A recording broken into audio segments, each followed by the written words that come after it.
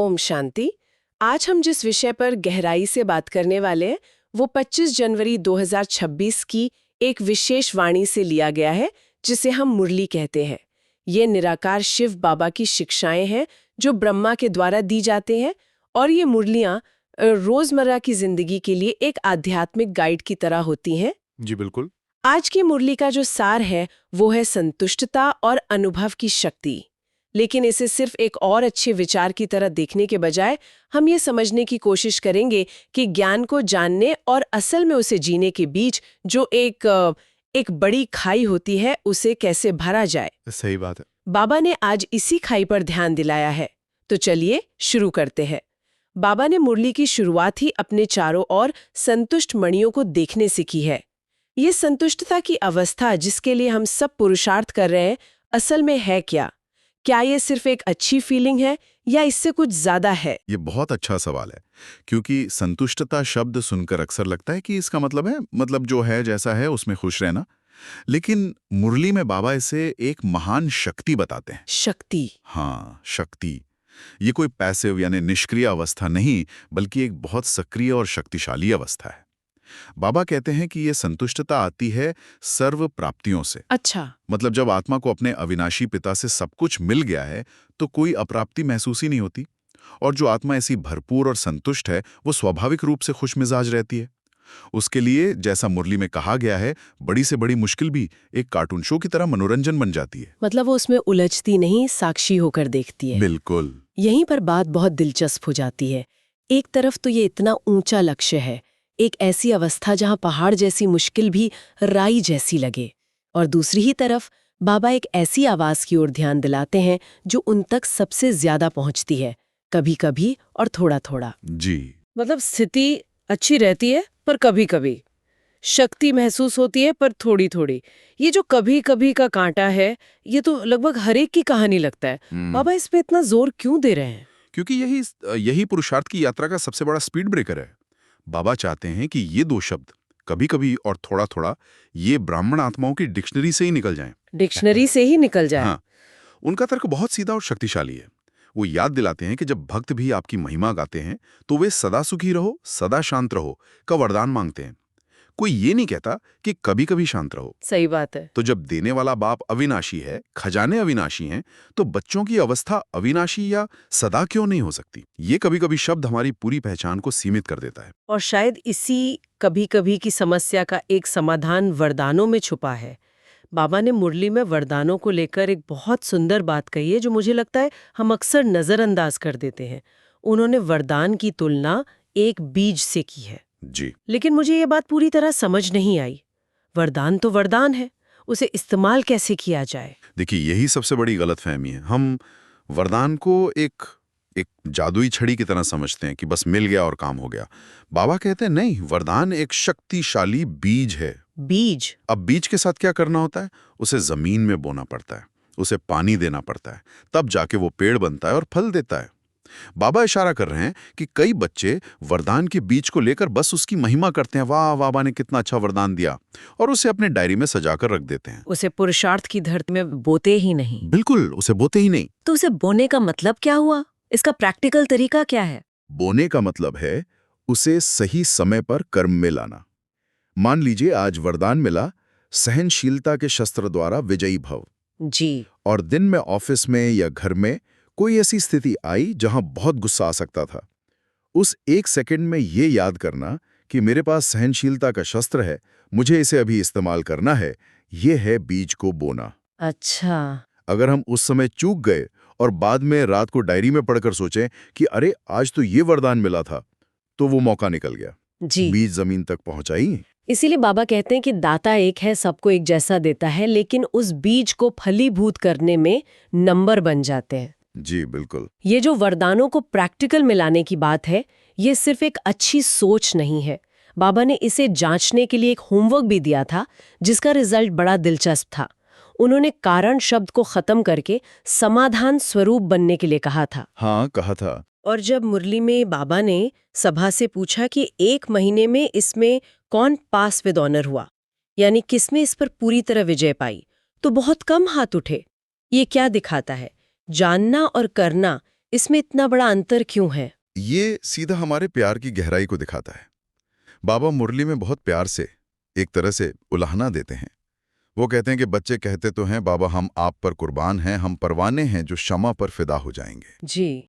तो जो आत्मा कुर्बान जाने को तैयार है, क्या वो एक छोटे से शब्द कारण को स्वाहा नहीं कर सकती? कारण शब्द मतलब बहाने बनाना। ऐसा इसलिए हुआ क्योंकि उन्होंने ऐसा कहा, मैं लेट हो गया क्योंकि ट्रैफिक था। बाबा कहते हैं कि जो आत्मा हर बात में कारण ढूंढती है वो कभी समाधान नहीं बन सकती। और अगर हम इतने छोटे से संकल्प पर विजय नहीं पा सकते तो विश्व परिवर्तक बनने का जो इतना बड़ा लक्ष्य है उसे कैसे पूरा करेंगे? तो ये दिखाता है कि हमारा प्यार अभी भी शर्तों पर आधारित है, संपूर्ण समर्पण वाला नहीं। बिल्कुल। तो इसका मतलब कमी कहाँ पर है? बाबा ने चारों ही सब्जेक्ट्स ज्ञान, योग, धारणा और सेवा में एक कॉमन कमी की तरफ इशारा किया है और वो है अनुभव की अथॉरिटी की कमी। ये सुनने में बहुत भारी शब्द लगता है, अनुभव की अथॉरिटी। क्या ये सिर्फ एक आध्यात्मिक अवस्था है या हम इसे अपनी रोजमर्रा की जिंदगी में भी देख सकते हैं? क्या ये वही चीज है जिसे कॉर्पोरेट वर्ल्ड में लोग एग्जीक्यूटिव प्रेजेंस कहते हैं, जहां किसी के बोलने से ज्यादा उसके होने का, उसकी उपस्थिति का प्रभाव पड़ता है? आपने बिल्कुल सही जगह उंगली रखी है। अनुभव की अथॉरिटी ठीक यही चीज है, लेकिन उससे भी गहरी है। एग्जीक्यूटिव प्रेजेंस बाहरी व्यक्तित्व का प्रभाव हो सकता है, लेकिन अनुभव की अथॉरिटी आत्मा की आंतरिक शक्ति से आती है। आंतरिक शक्ति से? हाँ, इसका मतलब है ज्ञान सिर्फ बुद्धि में नहीं है, बल्कि आपके हर कर्म में, हर नजर में, हर शब्द में झलक रहा है। आप ज्ञान सुना नहीं रहे, आप ज्ञान का स्वरूप बन गए हैं। अच्छा। मुरली में कहा गया है कि ऐसी आत्मा को योग लगाना नहीं पड़ता, वो योगी होती है। उसे धारणा करनी नहीं पड़ती, वो धारणा मूर्त होती है। सब कुछ नेचुरल हो जाता है। सब कुछ नेचुरल, मेहनत खत्म हो जाती है। लेकिन ये अथॉरिटी आती कहाँ से है? ये तो एक कैच 22 जैसी स्थिति लगती है। अनुभव के बिना शक्ति नहीं और शक्ति के बिना अनुभव कैसे करें? इसकी शुरुआत होती है छोटे छोटे प्रैक्टिकल अनुभवों से। जैसे बाबा ने मुरली में पहले पाठ की चेकिंग करने को कहा, मैं आत्मा हूं। जी, पहला पाठ। हम ये ज्ञान दिन में 100 बार सोचते होंगे, लेकिन क्या हम ट्रैफिक में फंसे होने पर, किसी से बहस होने पर या टारगेट पूरा ना होने के तनाव में सचमुच एक सेकंड के लिए देह से अलग होकर मैं शांत स्वरूप आत्मा हूं, इसका अनुभव कर सकते हैं? जब हम इन छोटे छोटे पलों में ज्ञान को अनुभव में बदलते हैं तो ये अनुभव इकट्ठा होकर हमारी अथॉरिटी बन जाता है। फिर माया यानी नकारात्मक परिस्थितियां इस अथॉरिटी के सामने टिक नहीं सकती, क्योंकि अनुभव की अथॉरिटी माया की अथॉरिटी से पदम गुना यानी कई गुना ज्यादा शक्तिशाली है। बाबा ने सेवा के सब्जेक्ट में तो सबको मुबारक दी है, क्योंकि उसके समाचार बहुत अच्छे हैं, लेकिन फिर भी एक चेतावनी दी है कि अब समय की पुकार कुछ और है। ये क्या है? अगर सेवा अच्छी हो रही है तो फिर चिंता किस बात की? चिंता इस बात की है कि कहीं हम बाहरी सेवा की सफलता में इतना ना खो जाएं कि अपनी आंतरिक स्थिति पर ध्यान देना भूल जाएं। बाबा इशारा कर रहे हैं कि समय की पुकार है अचानक की। अचानक? हाँ, उन्होंने मुरली में याद दिलाया कि कैसे इस साल कई ब्राह्मण आत्माएं अचानक शरीर छोड़कर चली गईं। ये घंटी है जो बहुत तेजी से बज रही है। इसलिए इस साल का लक्ष्य सिर्फ सेवा करना नहीं, बल्कि एवर रेडी बनना है। Ever ready? और एवर रेडी का मतलब है चारों सब्जेक्ट्स में पास होना।